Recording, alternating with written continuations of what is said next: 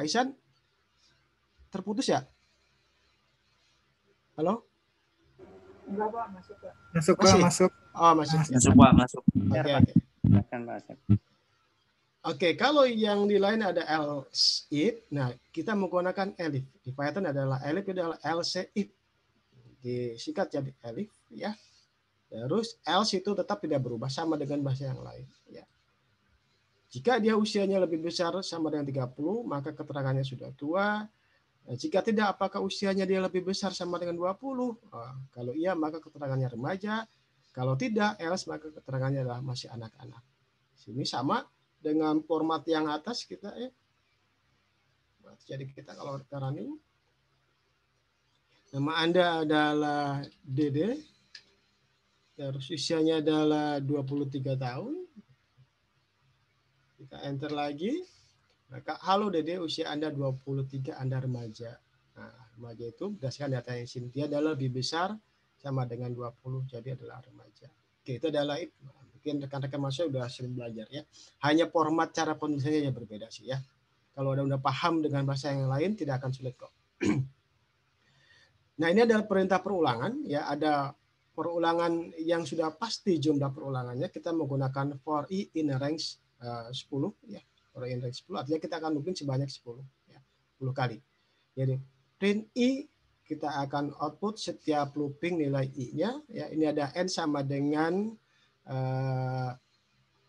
petik 1, petik 1 ya. Jadi kalau yang tadi kan print selalu setelah print dia ke bawah. Print ke bawah. Nah, kalau ke samping maka kita gunakan n-nya apa gitu ya. Oke. Nah, ini ada 1, 3, 5, 7. Sorry, maaf, yang atas ya. Nah, ini 0, 1, 2, 3 sama dengan 10 ya. Dia mulai dari 0 tapi jumlah loopingnya adalah 10 ya. Nah, ini kan setelah print dia ke samping, kenapa? Karena ada perintah ini tambahan ini ya. Jadi kalau kita hilangkan yang ini maka outputnya akan ke bawah sebenarnya ya. Akan ke bawah supaya enak dilihat saja. Berikutnya ada perintah perulangan dengan awal, akhir, dan jarak tertentu. Ya, kalau tadi kan kita tidak bisa menentukan indeksnya berapa awalnya. Nah, kita bisa menggunakan in range. Di sini adalah start, di sini adalah berakhirnya, di sini adalah stepnya, ya, langkahnya. Jadi kalau kita running, sini adalah 1, ya mulai dari 1, 3, 5. Kenapa? Karena stepnya adalah 2. Nah, yang harus diperhatikan di sini adalah di bagian n-nya. N-nya itu sifatnya adalah eksklusif, artinya dia tidak termasuk. Jadi sifatnya eksklusif. Kebanyakan di Python untuk looping atau slice atau yang lainnya dia adalah eksklusif ya. Jadi kalau kita punya batas sampai 5, maka yang diambil sampai 4. 5-nya tidak termasuk. Ini juga sama. 30 itu adalah batas akhir, tapi karena dia eksklusif maka dia tidak akan masuk. Gitu. Ini adalah looping. Jadi ingat sifatnya adalah eksklusif. Oke, ini adalah perintah dasar yang saya pikir cukup untuk mempelajari di bawahnya, ya. Walaupun masih banyak yang harus ditambahkan. Ya, Anda paham ini saya pikir cukup. Nah, berikutnya adalah tipe data list, tuple sama dictionary. Kita mulai dengan list ya. Bagaimana cara membuat sebuah list ya? Sebuah list itu kita buat dengan menggunakan kurung siku ya. Kurung siku. Dan setiap item dipisahkan dengan koma. Dan itemnya tersebut tidak harus satu tipe data. Ingat, tidak harus satu tipe data. Contohnya nih 2, 3 ada Dedi, ada Cikarang, ada 3.400. Jadi boleh gabungan dari beberapa tipe data. Ya, kalau mau satu tipe data nggak masalah, tapi bisa untuk beberapa campuran tipe data. Nah, bagaimana cara mengakses list? Cara mengakses list itu adalah cukup dengan menyebutkan nama variabel listnya sama nomor indeksnya. Ya. Indeks untuk list selalu dimulai dengan 0. Sebenarnya bukan hanya list saja, semua dimulai dengan 0. Mau list, mau tuple, mau dictionary itu menggunakan indeks awalnya adalah 0. Ya. Jadi kalau X0 berarti adalah 2. Kalau X2 adalah 0, 1, 2 berarti adalah Dedi. Ya. Sehingga muncul adalah print 2 Dedi. Ya. Yang ini adalah untuk yang pertama, yang ini adalah untuk yang kedua. Ya. Oke, itu adalah list. sekarang bagaimana cara menampilkan semua elemen pada list ya? Kita punya item list, jadi ada pensil, buku, penggaris, spidol, dan penghapus. Nah, kita menggunakan for item in items. Nah, ini adalah tidak jadi keharusan, tetapi menjadi kayak semacam persetujuan bagi programmer ya. Untuk looping di bagian iterasinya adalah singular, ini adalah plural ya. Jadi kan item itu adalah banyak isinya plural ya. Nah, item itu berarti adalah singularnya adalah satu-satu. Berarti pensil, buku, penggaris, spidol, penghapus ya. Umumnya seperti ini, walaupun tidak harus ya. Anda boleh for X in item boleh gitu ya. Nah, gitu. Jadi kalau kita running, maka dia akan muncul adalah pensil, buku, penggaris, spidol, sama penghapus. Gitu ya. Print item ya. Ke bawah ingat ya, karena tidak ada N ya, sampingnya.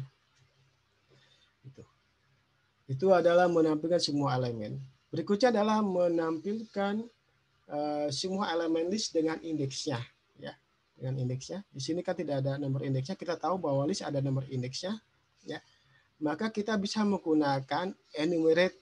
Ya, enumerate itu dalam iterable method untuk sebuah list atau yang lainnya. Ya. Jadi menggunakan enumerate dalam kurung nama listnya apa. Nah, karena dia mengeluarkan indeks sama itemnya, maka kita pecah satu variabel indeks sama satu variabel item. Ya.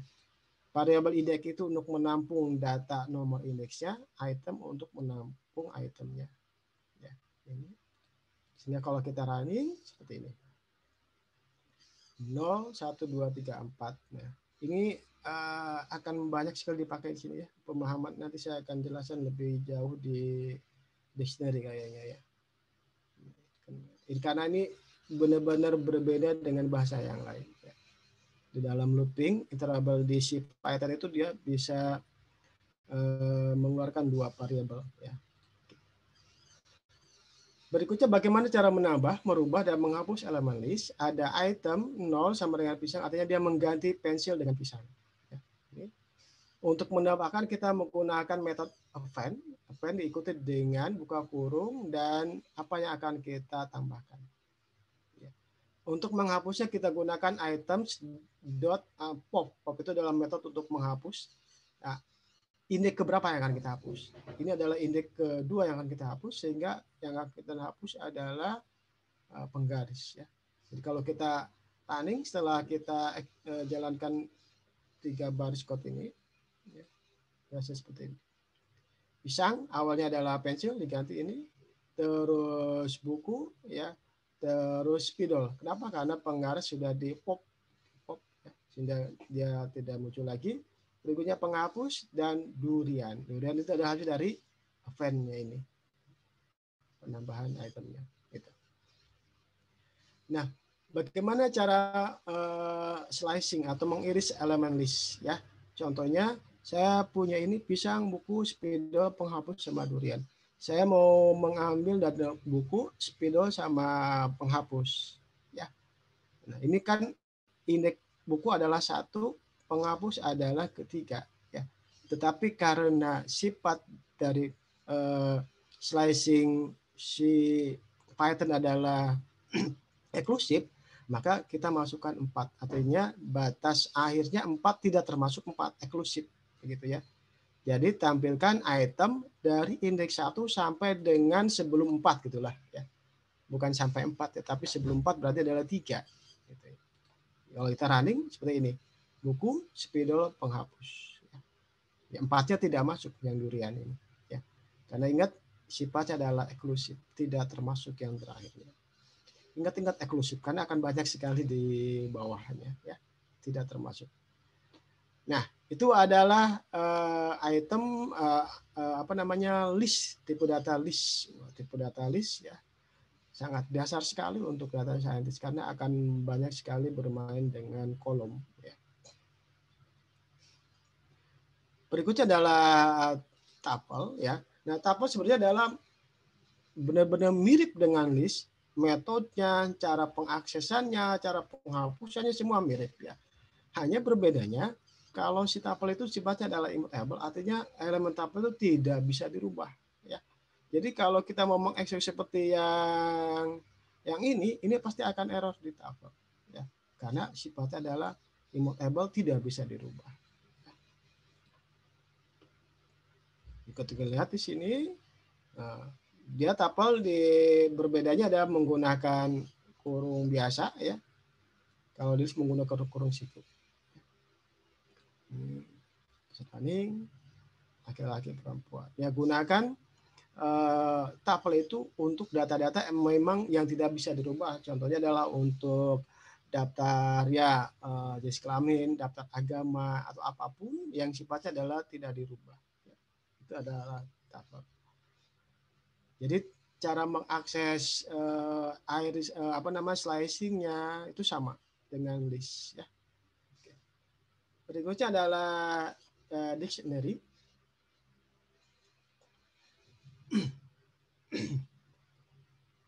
Dictionary kalau kita artikan itu sebagai kamus, ya. Kalau kamus itu selalu ada bahasa induknya sama yang bahasa asingnya, ya. Nah, tapi yang membedakan dengan tipe yang lainnya, dictionary itu adalah dia tidak menggunakan indeks, tapi dia istilahnya adalah key. Jadi pasangan antara key sama value-nya. Ya, pasangan antara key sama value-nya. Antara key sama value-nya dipisahkan dengan titik 2. Contohnya ini. Ya, kucing, cat. Ini adalah key-nya, cat adalah values-nya. Ya, dipisahkan dengan titik 2.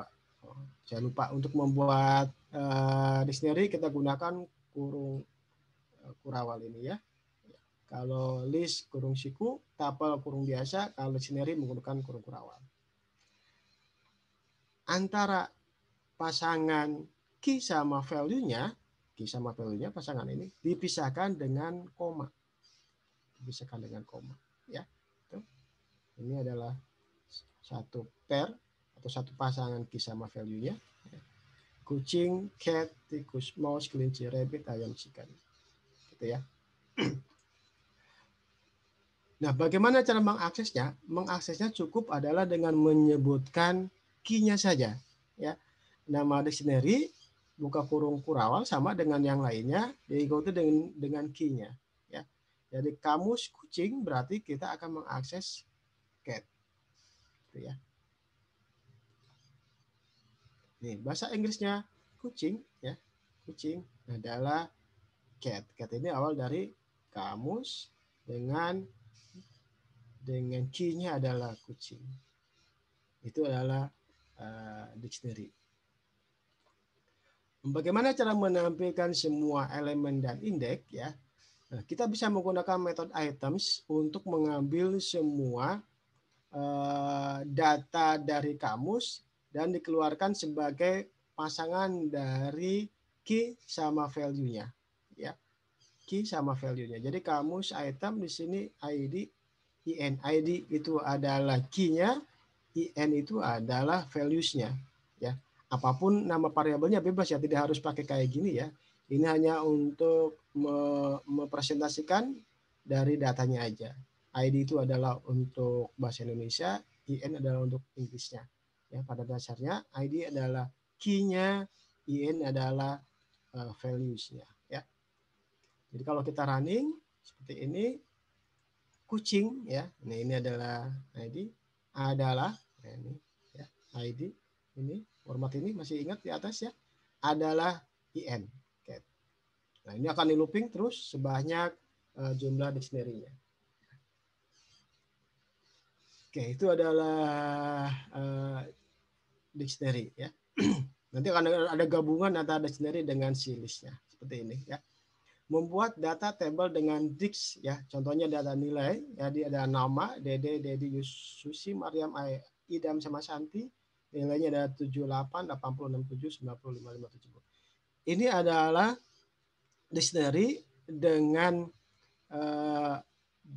key-nya adalah nama dan value-nya adalah string. Nah, value-nya string sekarang. Value-nya adalah list, maaf. Ya. Value-nya adalah list. Itu, ya. Nah, ada fungsi baru lagi di sini namanya zip. Zip itu adalah untuk membuat tapel pasangan, pair tapel antara list pertama sama list kedua. Ya, jadi dipasangkan DD dengan 78, DD dengan 80, Susi dengan 67 dan seterusnya. Ya, maka di sini zip list pertamanya mana? Berarti adalah data nilai nama. Ya, ini. Ingat, ini cara mengakses si dictionary akan menghasilkan sebuah list. Ini juga sama. Ya, sehingga kalau kita running seperti ini, ya, list hasilnya, tapi value-nya atau itemnya adalah pair atau pasangan berbentuk tapel, ya, DD sama 78. Ini list, isinya adalah tapel.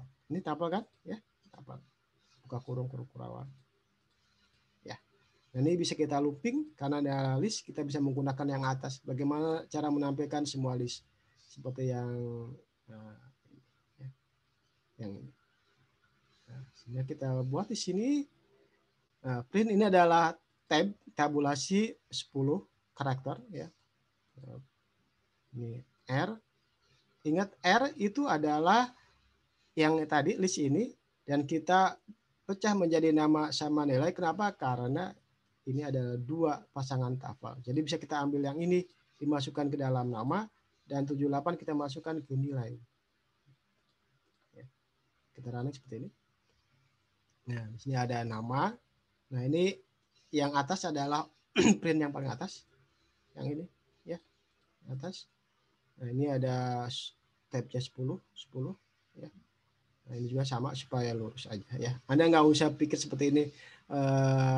Ini hanya untuk berlatih logiknya aja sih, ya. Nanti yang lebih nyaman hidupnya nanti ada di bawah. Bagaimana cara membuat sebuah table datanya, ya. Yang penting paham ini aja. Nah, terus bagaimana menambah, merubah, dan menghapus elemen disk, ya. Contohnya adalah data nilai nama, ya, dengan indeks 0, maka kita ganti dengan Billy. Jadi mengganti DD dengan Billy. Yang ini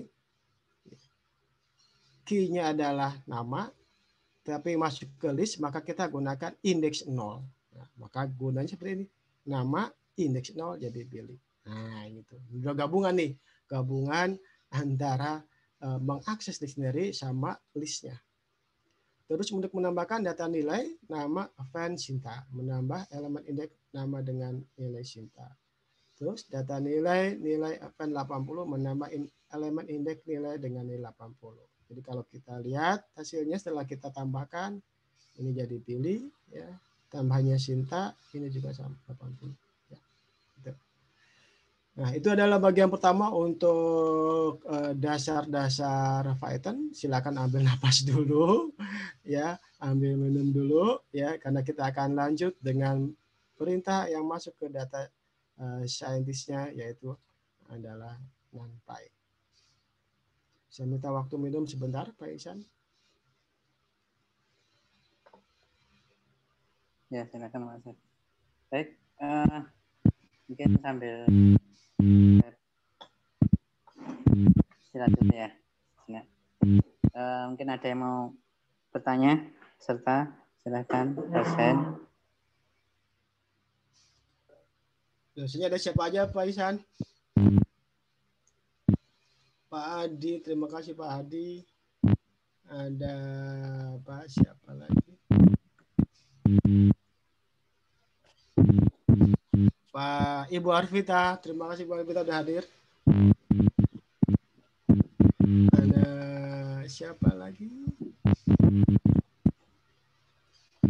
Oke, teman-teman dosen yang udah menyempatkan hadir, saya ucapkan banyak terima kasih.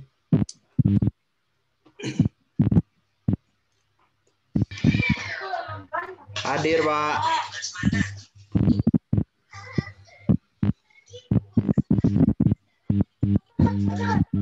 Bertanya?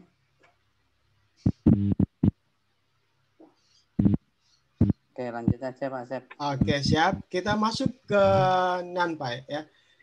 Ada NumPy, Pandas, sama Matplotlib. Nah, ini adalah bagian penting dari data scientist ya. Walaupun tidak akan saya banyak juga menerangkan, tetapi saya akan tambahkan di bawahnya ketika kita mengerjakan modelnya ya. NumPy itu adalah numeric Python ya. Oke. Untuk lebih pahamnya, kita harus bisa bedain terhadap tipe data list sama NumPy. Nah, ini adalah list ya. List A 1 1 dan B-nya adalah 2 dan C-nya adalah penjumlahan dari list A sama B ya. Jadi kalau kita running ya, menggunakan list ya, maka hasilnya adalah 1 1 1 1 2 2 2 ya. Jadi kalau list itu dia sebenarnya adalah menggabungkan dari dua list. Berarti adalah concatenation, digabung ya, bukan dijumlahkan menjadi 3 jadi satu list yang baru. Ya, gitu. Nah, bagaimana cara dengan NumPy ya? Nah, untuk untuk solusi seperti ini maka harus kita gunakan namanya adalah NumPy. Ada paket NumPy yang bisa kita install ya. Jadi kita import dulu NumPy SNP ya. SNP sebenarnya ini boleh apa saja ya. Jadi S itu adalah alias untuk si NumPy ya. Nah, tetapi kebanyakan alias dari NumPy adalah NP. Banyak kan nih ya, semua dunia menggunakan NP ya. Kalau rekan-rekan mau iseng pakai nama sendiri sebelum nggak masalah juga ya, cuma aneh aja ya. Contoh ya, kita akan convert list yang tadi A menjadi array NumPy dan kita masukkan ke variabel X. Jadi NP ya, ini NumPy-nya dot array. Ini adalah metode array, yaitu adalah metode untuk merubah list menjadi sebuah array NumPy. Yang B juga, yang B, list B yang tadi kita akan rubah jadi array NumPy, dimasukkan di variabel Y dan kita jumlahkan Z-nya sama dengan X plus Y. Jadi kalau kita running ya, maka hasilnya adalah 3 3 3. Ini yang kita inginkan ya. Jadi kalau tanpa menggunakan NumPy maka hasilnya seperti ini ya. Nah, kalau kita menggunakan NumPy maka adalah hasil seperti ini. Itu ya. Nah, ini sangat perlu sekali untuk vektor, untuk metrik dan sebagainya. Otomatis kita gunakannya adalah NumPy. Itu bedanya ya. Kenapa harus menggunakan NumPy? Ya, karena si list tidak bisa digunakan sebagai operasi di metriknya atau di vektornya. Ya. Berikutnya bagaimana cara membuat NumPy array n dimensi? Contohnya adalah metrik 33. Maka np.array ya, buka kurung, ini ada karena metode ya. Setelah itu adalah kurung siku ya. Kurung siku karena sebuah list ya, merubah list, tetapi list yang kita rubah adalah sebuah list. Sebuah list. Jadi list di dalam list. Jadi ada 1, 2, 3. Ya, saya buat seperti ini supaya enak dibacanya. Ini adalah 3 baris, 3 kolom. Kalau rekan-rekan mau nulis di lurus pun sih nggak masalah ya. Nggak masalah. Sama aja hasilnya ya. Oh, seperti ini. Nah, seperti ini bisa. Nah, sama aja. Mungkin di buku banyak seperti ini. Ya, maksudnya ini adalah 3 baris ya, 1, 2, 3 dan 3 kolom 1, 2, 3. Kalau kita running bentuknya adalah seperti ini ya, array yang di dalamnya adalah list dan list. Ini adalah array 2 dimensi. Nah, ini juga sangat banyak digunakan untuk data beberapa kolom ya. Kayak Excel itu kan pasti ada 2 dimensi ya. Oke, berikutnya ada generate bilangan. Kenapa saya masukkan metode generate bilangan ya? Karena biasanya kalau kita mau belajar tentang metode atau algoritma machine learning kita butuh dataset ya. Butuh dataset. Sedangkan kita nggak punya nih datasetnya nih ya. Masa kita nggak jadi belajar gara-gara nggak ada datasetnya? Padahal kita cuma mencoba algoritmanya saja kan? Nah, maka nanti dia menyediakan untuk generate bilangannya ya. Yang pertama adalah np.arrange, dia akan menjerat bilangan dari start, stop, sama step-nya. Ini persis seperti looping ya. Ini adalah 1 sampai 20 eksklusif, step-nya adalah 1 ya. Nah, tetapi si linspace itu adalah dia akan mengenerate dari 1 sampai 10 sebanyak 5 data. Jadi saya akan coba yang X-nya dulu ya. Jadi kalau saya running, yang X-nya itu adalah 1 sampai dengan 19. Kenapa? Karena eksklusif. Ya. Oke. Terus, sedangkan yang Y-nya adalah seperti ini. Nah, yang Y-nya itu dia mengenerate dari 1 sampai 10 sebanyak 5. Dia akan otomatis range-nya itu atau step-nya itu dia hitung sendiri. Jadi 1, 3.25, 55, 775, 10. Ya. Step-nya seperti ini. Jadi kalau kita mau sebanyak 30 ya, maka kita dapatkan seperti ini datanya. Nah, kelihatan sekarang datanya ya. Dan ini bisa kita buat data untuk dianalisa. Ya, itu perlunya linspace. Jadi jangan gara-gara tidak punya dataset tidak jadi belajar ya.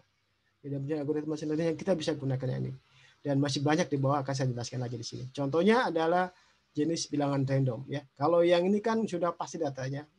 Bagaimana kalau datanya adalah random ya. Nah, bisa kita buat dengan random. Yang pertama adalah kita fungsi random ya. Buat state random digunakan untuk nilai randomnya sama. Jadi saya gunakan metode random state itu angkanya itu boleh bebas ya. Ini adalah contohnya persetujuan aja. Saya di sini, rekan-rekan di sana, bagaimana supaya hasil randomnya sama? Kita samakan nilai di sininya. Nah itu. Ya. Jadi kita samakan nilai sininya. Bebas aja mau 5, mau 10 terserah. Yang penting sama. Saya kasih 0. Ini saya buat objek random baru dengan nama RND ya, supaya nggak nulisnya berulang-ulang. Saya running yang ini. Nah, kita punya objek random dan sekarang kita bisa gunakan di sini. Oh ini nggak usah lagi seharusnya karena udah di atas ya. Ini 2 kali. Nah gini. Nah contohnya adalah pertama adalah random integer. Kita gunakan run in ya, run in. Run in, random bilangan dari 1 sampai dengan 10 sebanyak 20 angka. Ya. Nah, kalau kita running seperti ini, hasilnya adalah 61448 nih. Kita punya data secara random. Ya. Jadi, kalau saya running lagi, ya, coba rekan-rekan dicoba ya. Random state-nya 0, hasilnya sama enggak? Ya.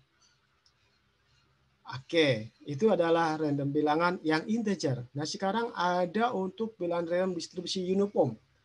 Uniform itu adalah dari 0 sampai dengan 1. Ya, distribusi bilangannya dari 0 sampai dengan 1. Ya. Kita punya metodenya adalah range dalam kurung dimensi 0 sampai dengan dimensi ke n. Ya. Contoh adalah metodenya adalah RND, ingat range. Kalau ini kan range in, yang atas integer. Kalau ini tanpa pakai integer langsung range aja. Ini adalah distribusi uniform 0 sama dengan 1. Random bilangan distribusi uniform sebanyak 10 angka. Ini kalau saya running X-nya seperti ini ya. Ya seperti ini. 0 sampai dengan 1 ya. Ini random. Ya, kita nggak nyampe 1 kan nggak tahu karena random ya. Nah, itu adalah sebanyak 10 angka. Nah, ini bisa kita gunakan. Nah, bagaimana hubungan dan distribusi nanti ke bawah saya jelasin ya. Uniform seperti apa. Terus yang Y, nah, kita gunakan 2 dimensi, yang 3 sama 2 ya.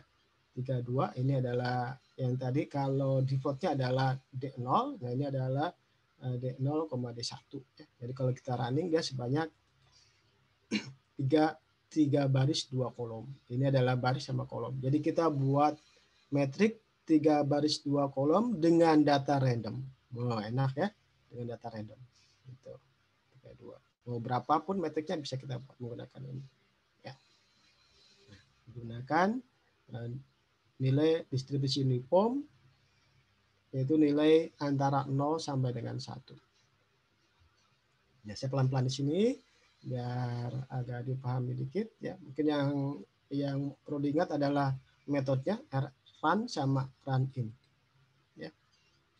Oke. Terus bilangan random distribusi normal atau Gaussian ya. yaitu adalah minus tak hingga sampai dengan plus tak hingga. Ya.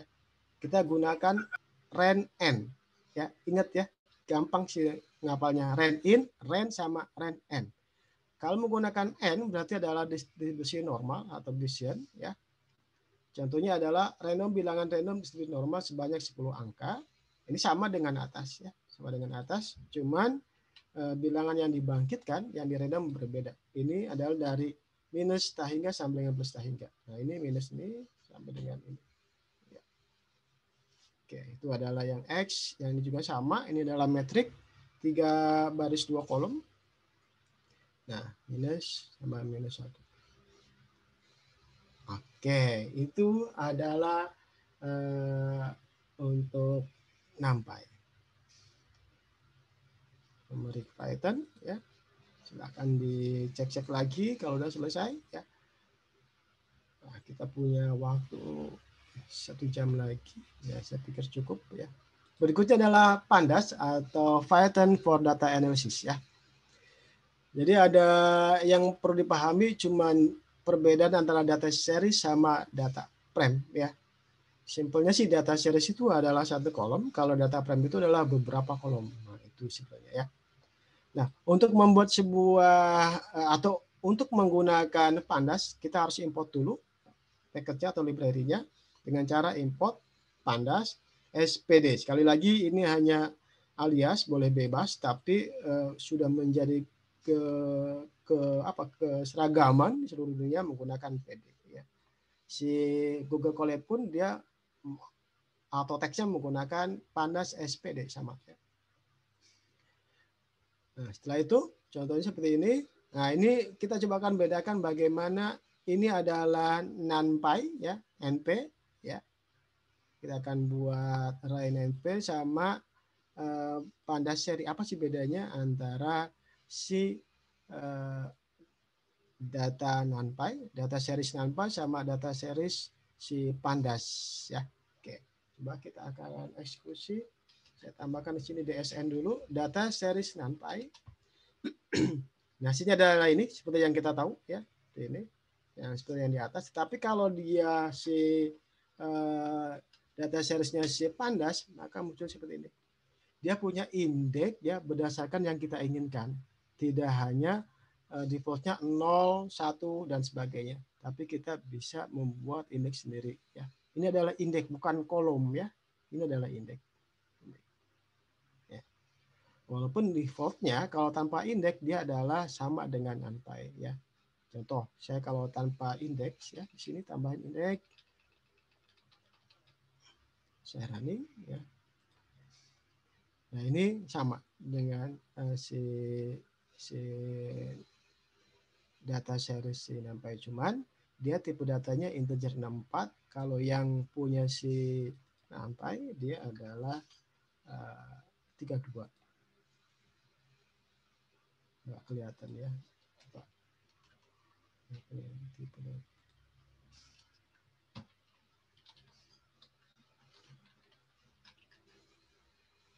Oh, enggak ya.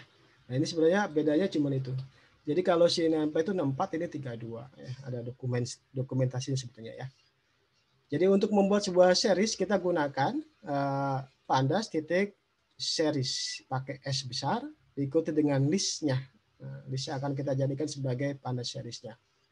Data frame yaitu adalah menggunakan metode data frame diikuti dengan data, indeks sama kolom. Nah, karena kan kita baris sama kolom ya data frame itu. Contohnya adalah datanya 1 2 3, indeksnya kita gunakan 1 2 3 indeksnya, kolomnya kita buat angka. Kalau kita running ini data sesuai dengan format pembuat data frame, datanya adalah ini. Ini boleh bebas ya data itu, mau pakai X, Y, terserah bebas, nggak harus menggunakan kata-kata data. Yang indeks ini harus sama, ya. Indeksnya adalah isinya ini, yang ini yang boleh bebas. Columns, ya ini columns ya, ini kolom. Bentuknya adalah jamak pakai S karena bisa berapa kolom. Kebetulan sini cuma 1 kolom. Ya. Running seperti ini hasilnya adalah seperti ini.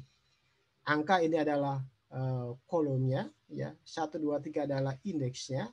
Terus 1 2 3 angka ini adalah sebagai isinya. Ya. atau list datanya. Oh, itu adalah data frame. Nah, saya bilang kan menggunakan data frame lebih mudah daripada menggunakan format zip yang di atas tadi ya. Makanya nggak perlu diperhatikan juga yang tadi ya. Hanya untuk melatih logiknya aja ya. Untuk lebih mudahnya kita gunakan data frame. Ya. Oke, ini baru satu kolom. Bagaimana kalau banyak nah di sini ya? Oke, saya minta waktu sebentar.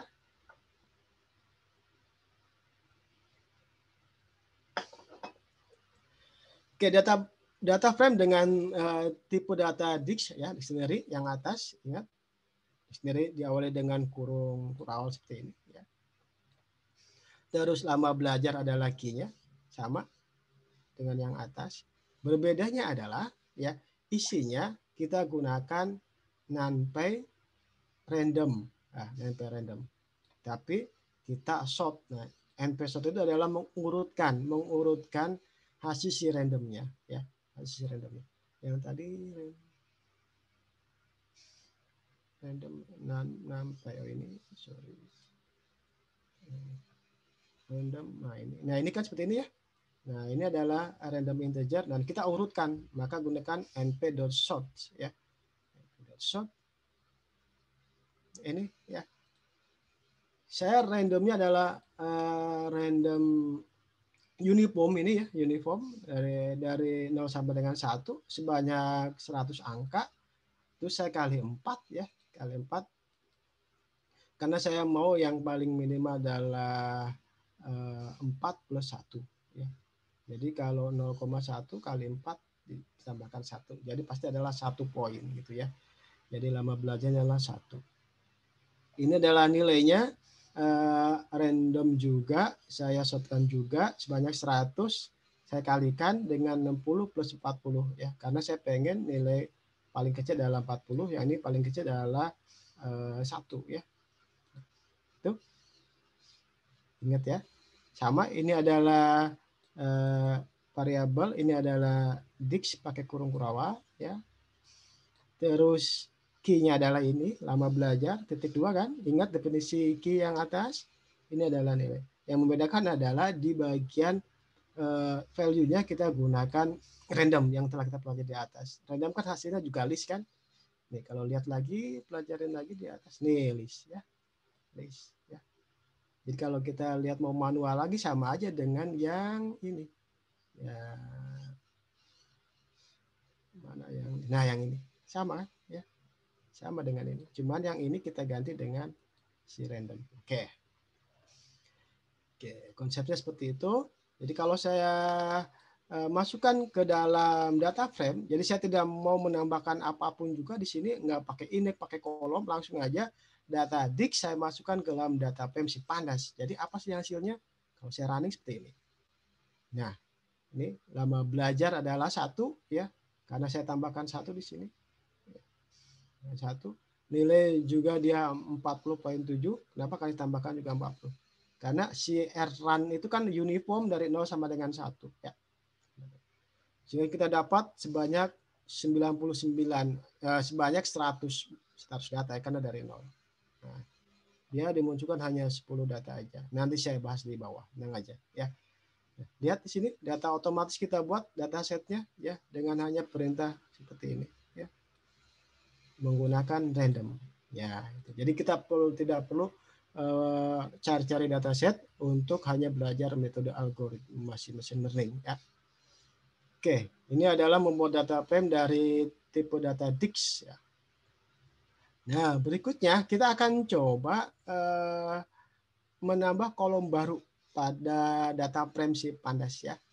Ini lama belajar saya mau bikin di sini nih. Nah, jadi saya buat df xy, df itu data frame yang ini ya. Terus saya buat satu kolom baru dengan nama xy ya, xy kolom baru ya. Yang isinya adalah df lama belajar, berarti adalah yang ini ya, dikalikan dengan df nilai. Nah, berarti adalah yang ini ya. Jadi ini sama ini saya taruh hasilnya di sini ya. Nah, ini bisa juga dengan df dot lama belajar sama df titik nilai. Jadi kita bisa ini dipakai titik ya untuk mempersingkatnya ya. Syaratnya adalah nama key-nya ini kan key kita ini adalah Sidix ya. Tidak boleh menggunakan spasi. Saya menggantikan seperti ini ya. Silakan. Kalau suka seperti ini silakan. Saya masih bertahan pakai yang lama aja. Ya. Berikutnya saya juga menambahkan suatu kolom baru dengan nama kolom X2 yang isinya adalah lama belajar di pangkat 2. Ini asterisk double atau bintang-bintang 2 itu adalah X pangkat 2. Ya, pangkat 2. Nih, coba kita running, maka hasilnya adalah DF-nya seperti ini. Nah, dapat kita ini. Ya. Dapat lama belajar, nilainya X kali G-nya, X pangkat 2-nya. Oke. Sudah mendekati dataset yang kita inginkan. Berikutnya bagaimana cara mengakses kolom-kolom ini, bagaimana cara mengakses baris-baris ini. Ya. Contohnya, akses data kolom. Ya. Contohnya saya mau mengakses lama belajar. Ya. Saya masukkan ke dalam variabel X lama belajarnya. Saya running, hasilnya adalah ini. Tipe datanya apa? Tipe datanya adalah series. Ya. Datanya series. Data frame series. Ingat, karena satu kolom ini adalah indeksnya. Series ya. Oke. Bagaimana cara mengakses beberapa data kolom? Saya mengakses lama belajar sama nilai ya. Lama belajar sama nilai. Maka caranya adalah DF data frame-nya kurung siku setelah itu adalah list dari kolom yang kita inginkan. Ya. Karena dia beberapa kolom, maka setiap kolomnya kita masukkan ke list ya. Setelah itu sama dengan proses yang sini sebenarnya ya. Kalau ini kan satu nih. Nah, ini doang. Tapi kalau beberapa kolom, yang ini kita ganti dengan list yang isinya adalah nama-nama kolom yang kita inginkan. Jadi Anda boleh di sini tambahin apapun terserah. Setelah itu koma-koma. Nah, ini saya mengambil lama belajar sama nilai. Saya running. Nah ini ya. Lama belajar sama nilai aja.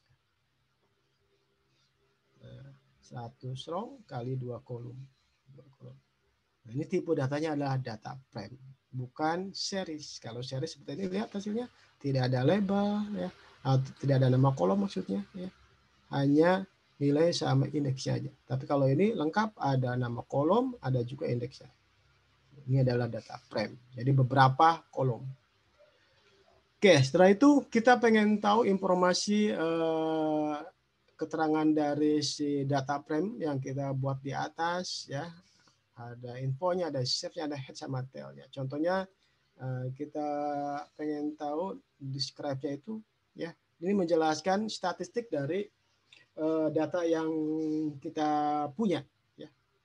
Dep yang tadi ini data kita punya ini secara status deskriptifnya seperti apa sih ya. Jadi ada datanya ada 100, rata-ratanya adalah 3.13. Maaf sebelumnya masih terdengar suaranya? Masih. Oke, ya. Nah, di sini kita tidak harus capek-capek menghitung rata-ratanya berapa dari data tersebut ya. Contohnya saya mau mencari rata-rata nilainya berapa sih? Udah ketahuan di sini adalah 70. Standar deviasinya berapa sih? 18. Oh, itu standar deviasi lumayan berat juga ya. Harus tahu rumus-rumusnya. Di sini udah dikasih tahu. Standar deviasinya ada 18. Ya. Untuk XY-nya ada situ. Minimumnya dia adalah 1 lama belajarnya, nilainya minimumnya 40. Ini yang saya inginkan ya. Minimumnya 1 lama belajarnya 1 jam. Jadi saya mau membuat hubungan kalau 1 jam belajar maka ada nilainya 40,79 kayak gitu rata-ratanya. Di sini ada kuartil pertama, kuartil kedua dan kuartil ketiga ya. Ini ada nilai maksimum lama belajarnya 499. Lama belajar itu 5 jam ya. Kalau Anda belajar 5 jam, maka dia mempunyai nilai 99,42. Nah, gitu. Saya membuat seperti itu ya. Contoh input data aja. Nah, ini adalah statistika deskripsinya ya. Jadi kita bisa baca di sini. Oke. Berikutnya adalah info ya. Jadi kita bisa tahu tipe datanya apa aja. Lama belajar adalah float 64, nilai adalah float 64, XY 64, X2 adalah 64 seperti itu ya. Ya, Ya, selain ada df info, sebenarnya kita punya, misalnya ada berapa sih dia dimensinya ya, kita gunakan df save lah ini.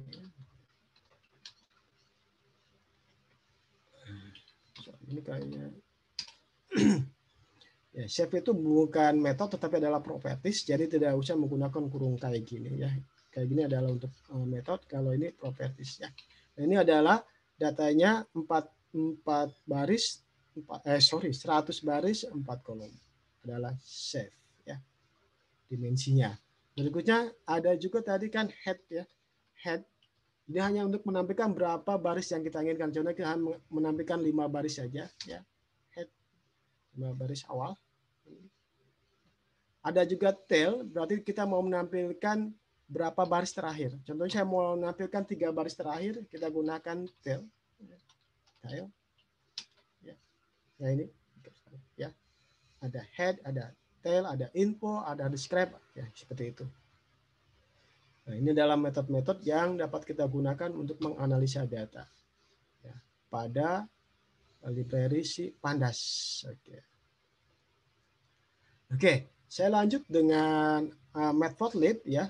Kalau yang tadi untuk struktur data si NumPy, ini adalah untuk analisa data si Pandas. Si Matplotlib adalah untuk visualisasi datanya ya. Visualisasi datanya. Nah, untuk memakai Matplotlib, kita gunakan importnya adalah pcat matplotlib.pyplot SPLT. Ya, Anda nggak usah terangkan lagi ya maksudnya ya. Karena udah beberapa kali, 3 kali saya terangkan di atas. Ya, ini adalah alias. Ya. Oke, untuk membuat plot garis, pertama adalah plt title. Ya, ini adalah untuk judul grafiksnya. Ini X label adalah untuk label si X ya, baris X. Y label ada untuk Y-nya, ada kita plotnya adalah antara X-nya lama belajar dengan DF-nya adalah nilai. Coba kita running. Nah, hasilnya seperti ini ya. Jadi kita tahu bahwa satu poin berapa dia menghasilkan 40 berapa ya. Jadi kalau 1 jam dia mendapat nilai 40. Kalau 1,5 dia sekitar segini ya. Tapi kalau dia 5 jam dia dapat 100 tuh ya. Nah, ini data yang kita ada gitu ya. Data yang kita ada, yang kita dapatkan setelah kita buat random tadi itu di atas ya. Nah, kita visualisasikan seperti ini datanya. Ya. Oke. Ini adalah untuk plotting garis ya. Berikutnya adalah scatter ya, membuat scatter. Ini adalah fig size-nya, saya rubah ukuran si figurannya atau tempat grafiknya ya. Fig size-nya adalah 10:6. Jadi 10% ke 10/6 istilahnya. Kalian nggak tahu resolusinya masing-masing ya. Lebar sama tinggi ya. Ini sama title sama kayak tadi. Ya label juga sama. Oh sorry, tadi tinggal tunjukin ya. Ini adalah nilai yang tadi Y label ini adalah ini nilai, yang X label adalah lama belajar yang ini ya. Yang title adalah di sini di atas. Oh iya, kalau rekan-rekan nggak mau muncul seperti ini, kita bisa tambahin titik koma sebenarnya ya, titik koma. Nah ini. Atau ada juga buku pakai plt.show ya. Kalau nggak pakai titik koma ya saya pakai ini aja supaya lebih cepat. Nah, sini sama Y label yang seperti di atas. Nah, sekarang scatternya bentuknya titik-titik ya. Juga sama menggunakan data X-nya adalah lama belajar dan Y-nya adalah nilai ya. Nilai X-nya lama belajar. Tetapi color-nya kita gunakan warna hijau ya. Terus kita labelnya buat lama belajar.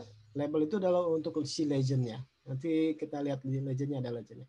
Terus markernya ya, penandanya kita gunakan seperti ini. Boleh pakai dot, pakai 0 ya, atau titik 2 atau sama dengan boleh.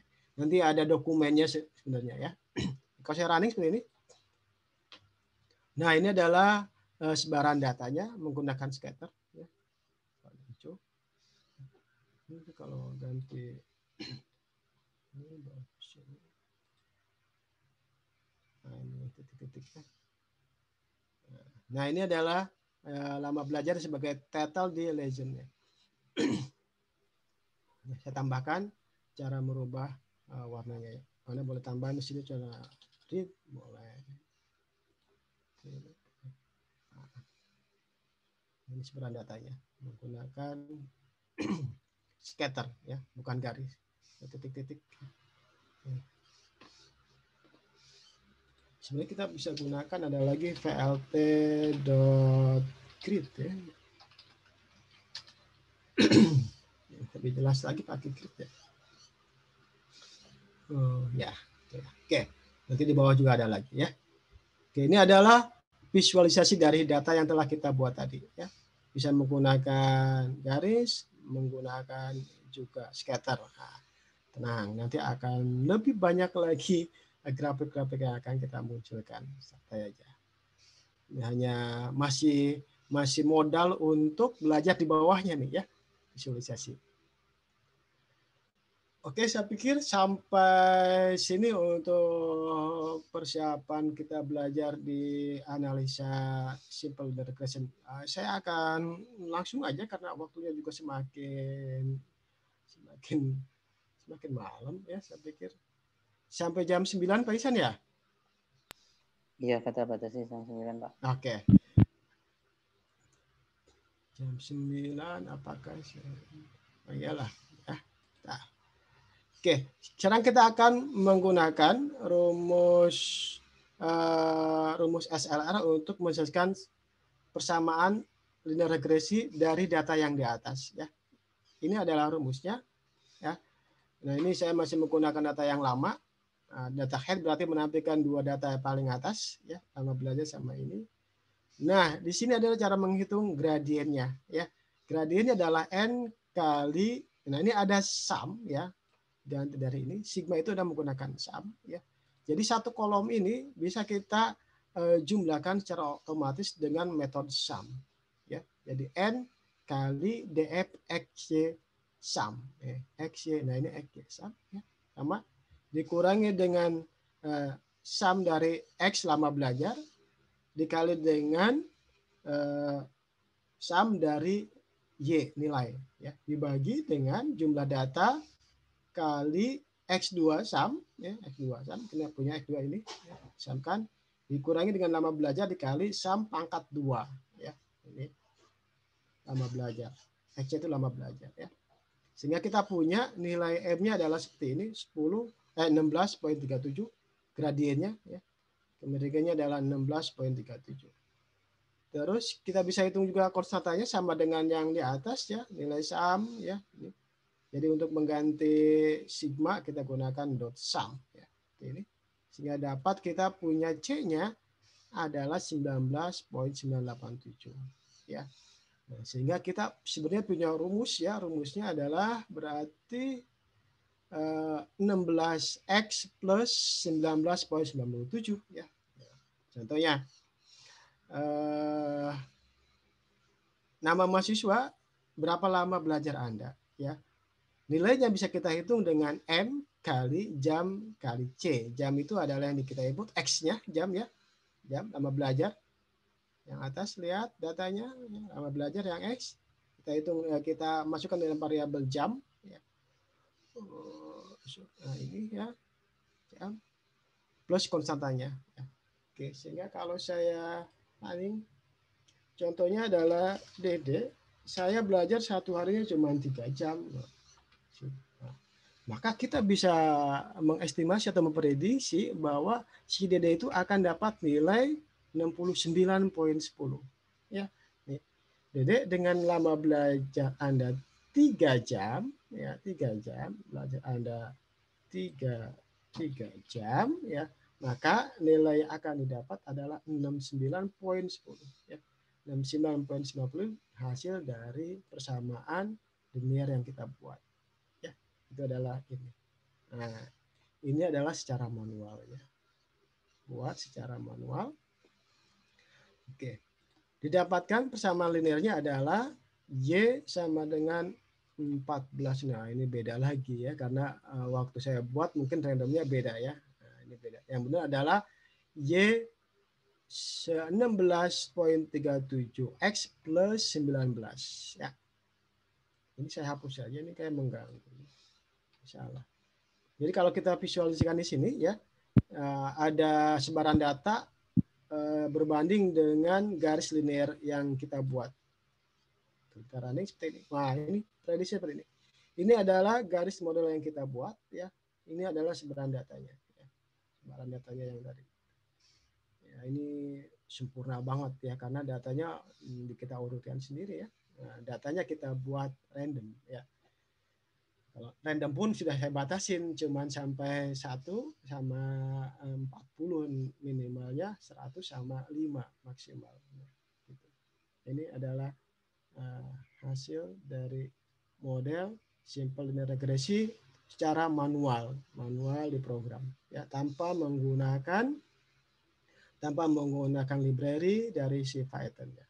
Oke, sekarang kita akan bandingkan ya. Kita akan bandingkan dengan SLR dengan perhitungan library scikit-learn. Nah, ini saya sedikit agak ini ya. Seharusnya ini yang lebih lama ya. Pertama kita akan import dulu sklearn.linear model ya. Yang kita import adalah linear regression. Ini adalah packetnya ya, packet ini adalah library-nya. Jadi bisa jadi di dalam satu paket ini banyak sekali model-modelnya atau banyak sekali library-nya ya. Nah, kita ambil linear regression, terus kita ambil buat objek baru dengan nama SLR. Nah, untuk membuat model cukup menggunakan fit terus sini adalah X-nya, variabel X-nya, di sini adalah variabel Y-nya. Nah, karena dia variabel X itu adalah data frame 2 dimensi, maka kita gunakan sikunya 2, listnya 2 ya. Benar ya? Karena X itu bisa jadi kan tadi definisi yang pertama saya bahas ya di teori, X itu adalah bisa 2 atau lebih ya, 2 atau lebih variabel. Nah, ini kebetulan cuma 1 X-nya ya. Jadi tetap menggunakan propertinya adalah sebagai 2 dimensi ya. Nah, tapi kalau yang Y-nya udah pasti adalah series. Nah, 1 dimensi. Cukup 1 baris ini kita udah punya model untuk menyelesaikan persamaan yang atas ya. Enggak pusing-pusing lagi gitu ya. Nah, kalau kita lihat, kita cek nilai koefisien. Koefisien itu adalah si regresinya ya, yang interceptnya itu adalah konstantanya ya. Di sini dapatnya 16, 37, 19, 8 sama dengan yang manualnya yang kita buat secara manual. Lihat ya. Yang tadi. 16 sama 98. Ya, ini pun sama. Ya, dari berapa baris kita kerjakan cuma 2 baris ya, seperti itu. Jadi kalau saya running juga kita tes ya.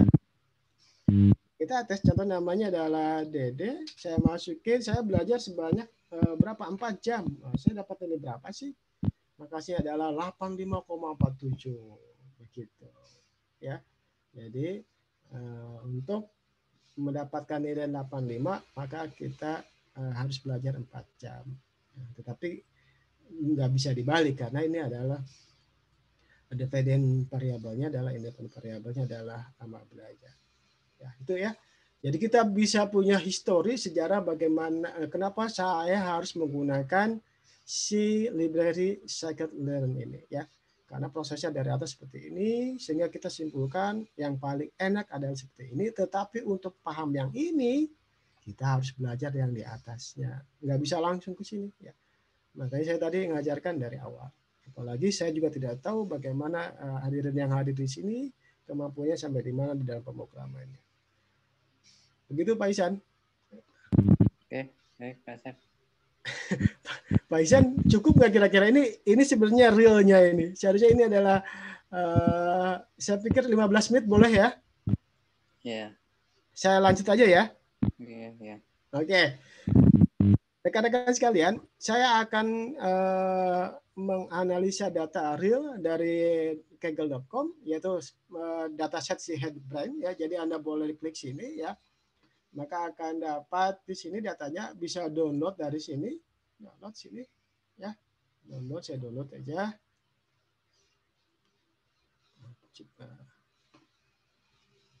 Oke. Terus saya akan lihat dulu di downloadan saya. Seperti ini. Nah, ini CSP ya. Saya akan ekstrak sini. Ekstrak ya. Nah, ini. Oke, saya dapat ini ya dari Kaggle. Nah, deskripsinya boleh rekan-rekan baca di bawah ya. Oke, saya akan masuk lagi ke workshopnya. Di dalam GitHub pun ada ya, saya sudah siapkan semua sebenarnya. Di sini ada namanya headline CSP, termasuk yang tadi saya lewat untuk yang Google Colab juga ada di sini. Bisa baca.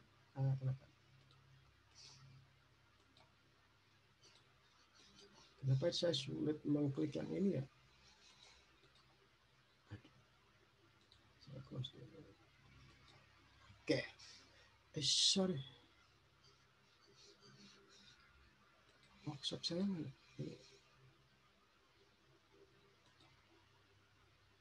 Ya, oke. Ada EDA ya, exploratory data analysis, itu penting sekali bagi rekan-rekan peneliti untuk memahami datanya. Ya, jadi dari pemahaman data ini nanti kita akan punya insight ya atau wawasan terhadap data sehingga muncul idenya. Saya harus ngapain terhadap data ini nih? Ya, itu perlu namanya EDA atau exploratory data analysis ya. Nah, ini sebenarnya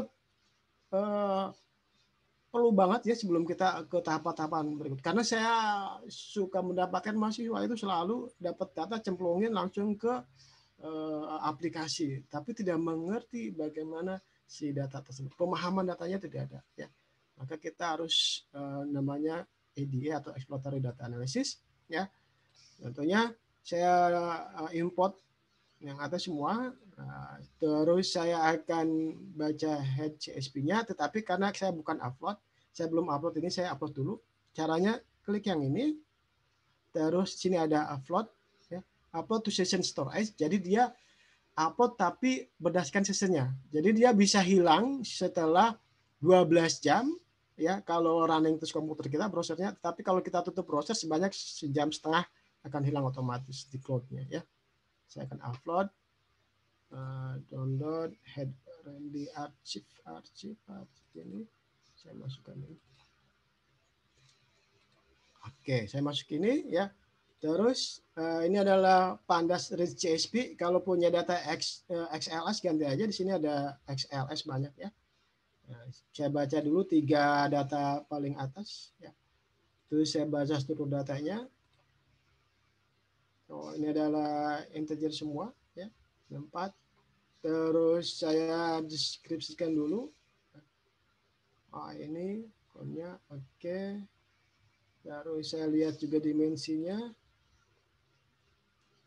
Oke. Nah, ini distribusi frekuensi data ya. Saya akan menggunakan SNS. Ini adalah Seaborn. Ini adalah library baru. Ini adalah sebenarnya dalamnya itu adalah Matplotlib ya. Jadi kalau Anda belajar di OP namanya extend terhadap Matplotlib ya, tetapi dia penambahan fitur-fitur yang dia punya sendiri. Ya. Nah, ini ada untuk counting, ya. Counting plot saya lihat di sini SNS-nya belum di ini ternyata belum saya running dulu, ya.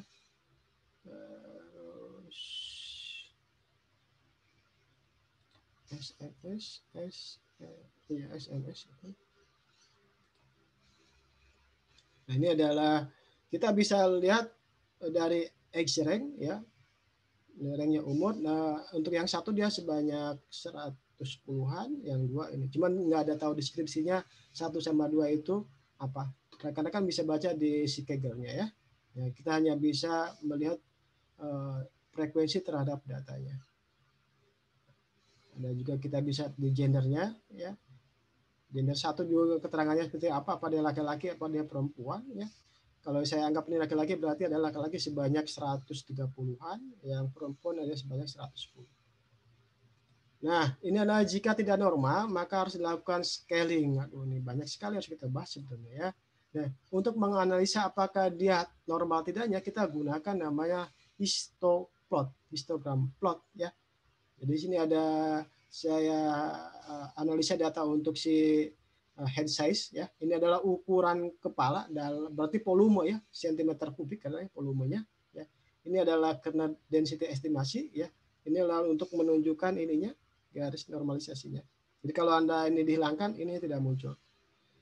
Nah, kalau kita lihat di sini, ini adalah datanya cukup normal, seperti normal ya.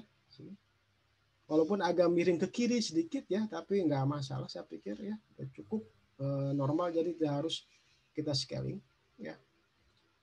Begitu juga kita lihat di sini adalah untuk yang ini adalah brain weight, itu adalah berat otak. Jadi kita mau menganalisa ya, nih seharusnya dari atas nih ya, saya buru-buru karena nih kita mau menganalisa kalau volume kepala kita sekian, maka berat otaknya berapa sih? Nah gitu ya, berdasarkan data di set yang kita punya tadi itu ya.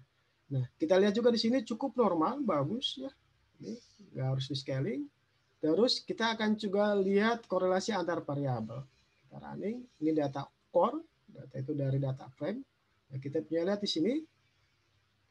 Ya, ini adalah ini pasti gender sama gender satu-satu ya. Jadi satu itu paling ada hubungan ya. Ini tidak ada hubungan, tidak ada hubungan. Jadi yang paling ada hubungan adalah yang ini antara berat otak sama ukuran kepala. Nah, inilah yang kita ambil. Nah, gitu maksudnya ya. Jadi nggak semua kolom kita blok ambil masukin ke model kita ya. Jadi kita harus analisa dulu. Ini kira-kira korelasinya datanya benar kan nih? Mana yang paling bagus korelasinya? Oh, ternyata ini. Nah, ini yang kita ambil. Ya, nggak semuanya. Atau kita bisa visualisasikan si core-nya itu, korelasinya ya seperti ini. Semakin gelap semakin bagus ya. Jadi dia adanya di sini. Ya. Sorry semakin ini satu ya ini kan satu nih karena dia pasti satu kolom namanya. Jadi adalah paling bagus yang ini nih ya, yang ini. Kalau gelap jelek nih. Lihat di sini ya. Bisa lihat. Terus kita bisa juga ini saya eksekusi jangan nih, eksekusi aja lah apa-apa deh. Ini Fairport-nya. Ini akan ditampilkan semua informasi hubungan antar variabel ya. Ini agak lama sedikit. Nah, seperti ini. Nah, kita sudah dapatkan di sini normal. Nah, di sini kelihatan ini adalah pasti adalah linear. Nah, setelah itu berarti kita ambil hubungan antara head sama si brain waves-nya ini ya. Begitu. Yang ini nggak bisa. Yang bisa dipaksakan kalau nggak bisa berarti yang ini ya. Nah, dari visualisasi di atas bisa dilihat yang paling linear adalah data head size dengan brain waves-nya ya. Oke, terus kita juga periksa outlier-nya ya, menggunakan box plot. Nah, ini ada satu outlier, saya pikir nggak masalah, ada titik sini outlier ya. Ini adalah box plot-nya. Keterangan box plot-nya bisa dibaca di sini, ada yang paling di sini adalah di luar dari nilai terkecil, ini nilai terkecilnya. Ini adalah nilai antara nilai terkecil dengan kuartil satunya. Ini adalah kuartil 2-nya, ini kuartil 3-nya. Ini adalah antara jarak antara nilai maksimal dengan kuartil 3-nya. Yang ini adalah outlier-nya. Ya. Jadi bisa kita cek nih, outlier-nya ada berapa sih gitu ya. Nah, ini cuma satu ya, kita nggak masalah outlier ya. Sekarang persiapan prosesinya ya. Kita cek dulu data kosongnya. Oh, ini oke semua nih ya. Gendernya semua, tidak ada yang kosong. Setelah itu kita tentukan X sama Y. Nah, di sini ya. X saya gunakan X besar ya karena dia adalah plural jamak ya, karena mungkin variabel X-nya banyak ya, tapi kalau Y kecil ya, ini karena dia ada pasti single ya. Satu kolom ya. Ini sekali lagi kesepakatan para peneliti biasanya menggunakan seperti ini ya. Seperti itu ya. Nah, ini pun mempresentasikan dari jenis dimensinya. Kalau X ya, X besar, dia adalah 2 dimensi karena bisa aja beberapa kolom. Kalau Y dia 1 kolom, dia 1 dimensi. Ya. Gitu. Nah, ini dia mengapa harus data frame bukan series. Sudah tahu jawabannya sekarang ya. Oke, saya masukkan X sama Y-nya dari kolom-kolom ini. Setelah itu kita split datanya. Nah, ini pun kita tidak akan lagi tidak mengerti X koma X-train, X-test, Y-train sama Y-test itu sama dengan yang tadi di atas, pengisian variabel secara bersamaan. Yang A, B, C sama dengan 1, 2, 3. Ini juga sama. Ya. Nah, kita buat variabel train, test sama Y-train sama Y-test itu adalah menggunakan library train test split dari si scikit model selection-nya. Ya. Ini yang akan kita split, test size-nya adalah 0,3. 3% untuk testingnya, 0,7 untuk trainingnya. Ya. Lagi-lagi menggunakan random state supaya yang di random sama dengan rekan-rekan yang di sana. Setelah itu kita buat model regresinya sama dengan yang di atas, simple ya. Terus tinggal kita buat Y predict-nya dengan Y predict X-test-nya. X-test is not defined. X-test-nya belum di running. X-test. X-train.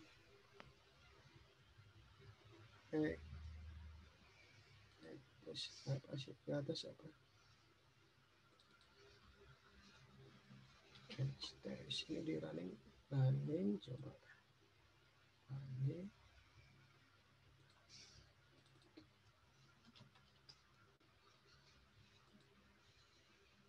Oke, mungkin ada tipe saya nulisnya. Nah, saya sudah masukkan.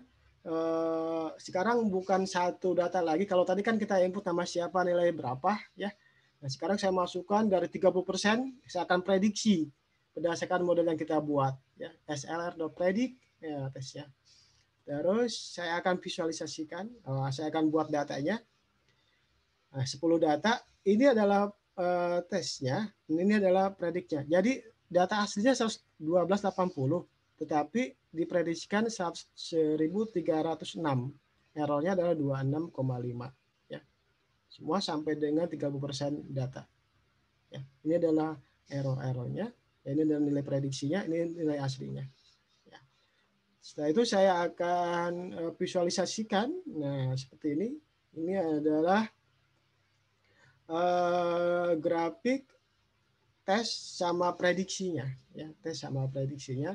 Yang Y itu adalah yellow kuning itu adalah si tesnya, nilai aslinya, ya. Tetapi yang merah adalah nilai prediksinya. Jadi begini bacanya. Ini data aslinya di sini, tapi si sistem dia nebaknya di sini. Nah, gini ya.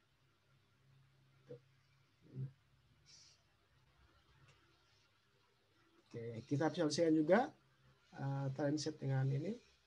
Nah, ini adalah saya ada subplotnya juga. Mudah-mudahan ada workshop berikutnya saya bisa menjelaskan lebih detail untuk yang ini ya.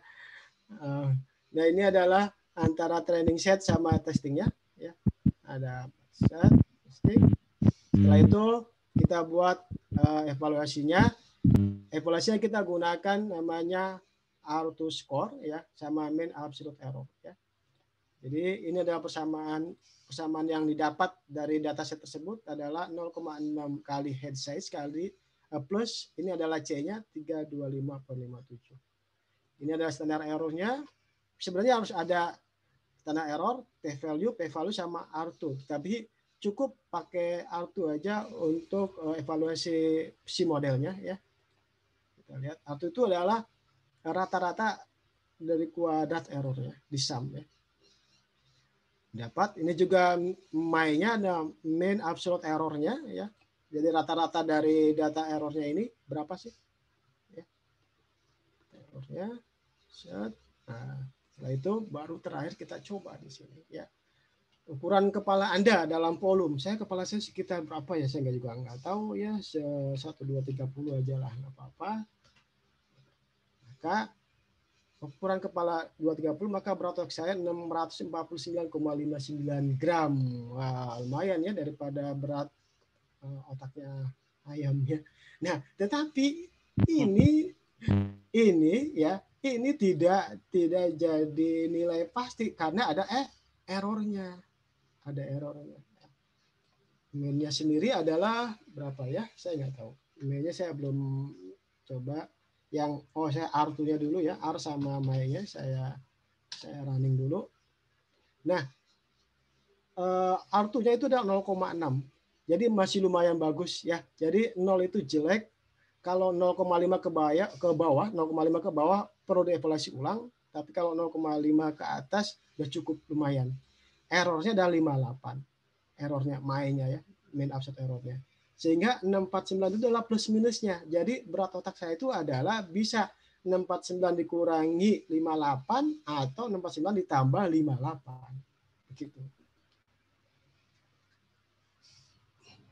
Mungkin itu aja. Saya mohon maaf sekali karena tidak bisa secara luas saya menerangkan karena waktu juga udah mau habis. Mohon maaf sekali lagi kepada audiens di sini yang sudah hadir. Terima kasih. Silakan Pak Ilan, Pak Ihsan diambil. Baik. Terima kasih Pak Asep. Baik, biasa yang dijelaskan oleh Pak Asep. Ya mungkin dasar tapi begitu mengena penjelasannya runtut. Jadi pahami tapi ya ya Pak ya di akhir-akhir ini penjelasannya ya dijelasin oleh waktu gitu ya. Iya. Oke. Mungkin ada pertanyaan apa ya Pak Taufik? Silakan. Kita punya waktu 15 menit atau 10 menit lagi ya. Iya. Bentar, Pak Taufik mau di unmute dulu.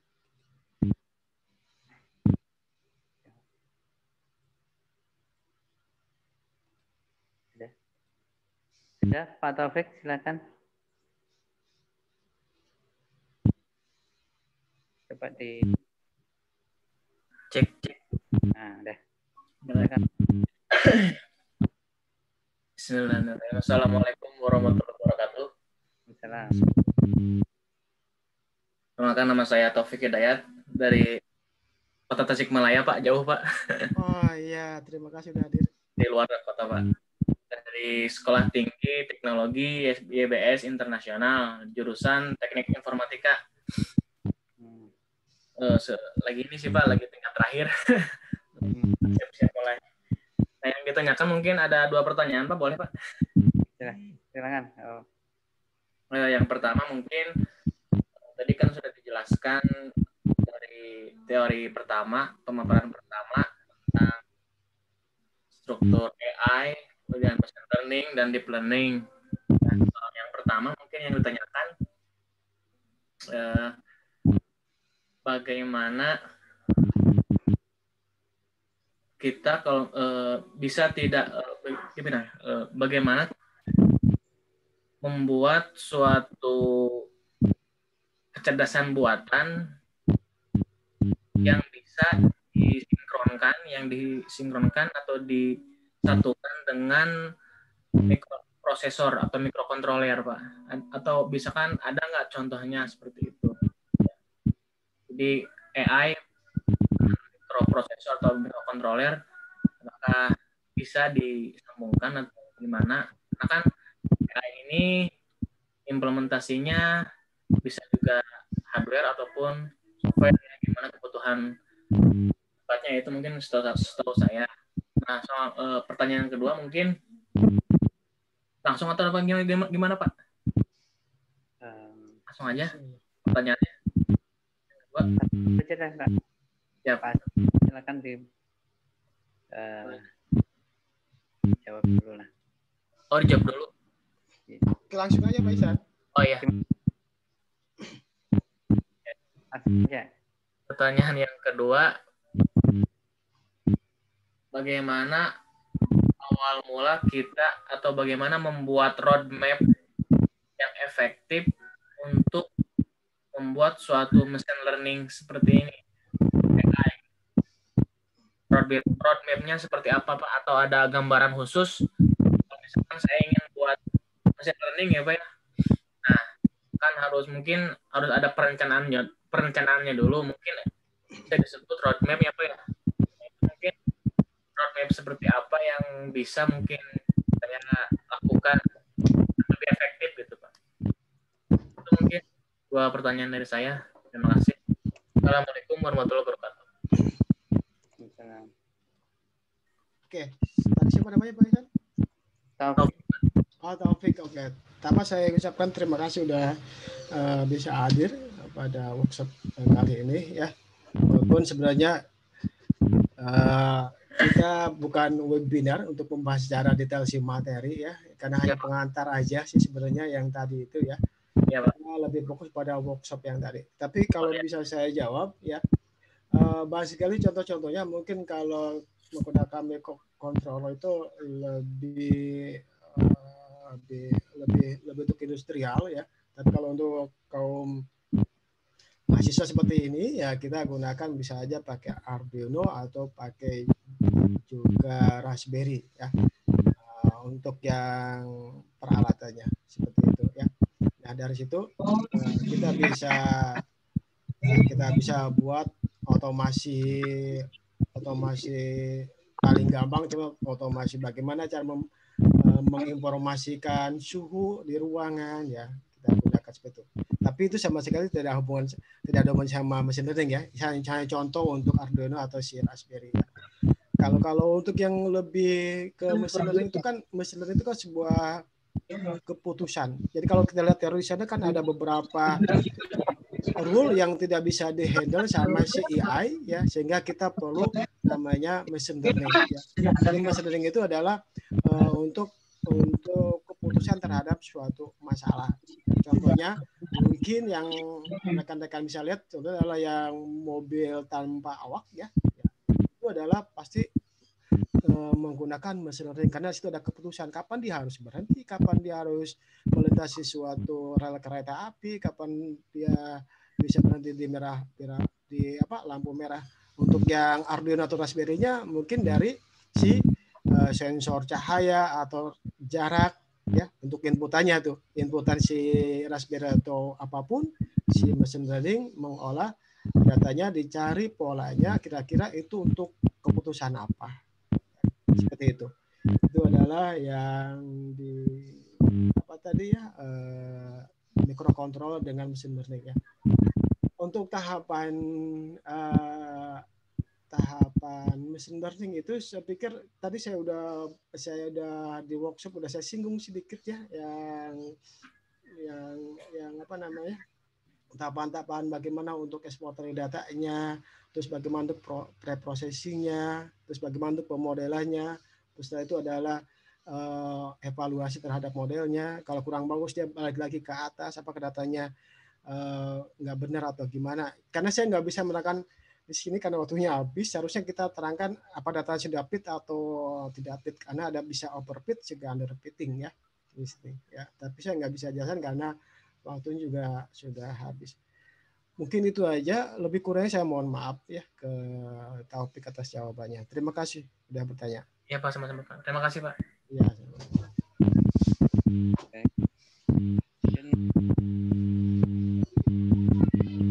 Pak siapa ya? Jika ada.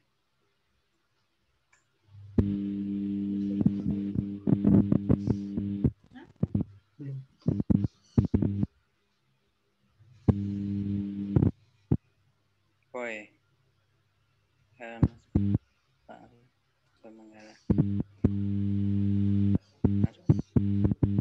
Langsung di unmute. Boy, silakan. Boy. Silakan di unmute sendiri.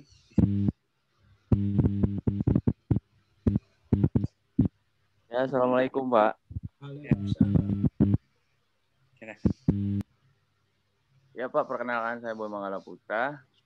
Izin bertanya kepada Pak Asep Muhyiddin. Pak, saya ingin bertanya untuk mesin learning di luar dari yang kita bahas ya. Ini kan saya mau nanya tentang decision tree classification. Nah, saya ingin bertanya Pak, dalam menentukan pohon keputusan di dalam decision tree, itu kita menggunakan keseluruhan dataset atau training set Pak? Soalnya beberapa saya pernah baca penelitian orang ketika mereka mengambil sebuah pohon keputusan dalam decision tree itu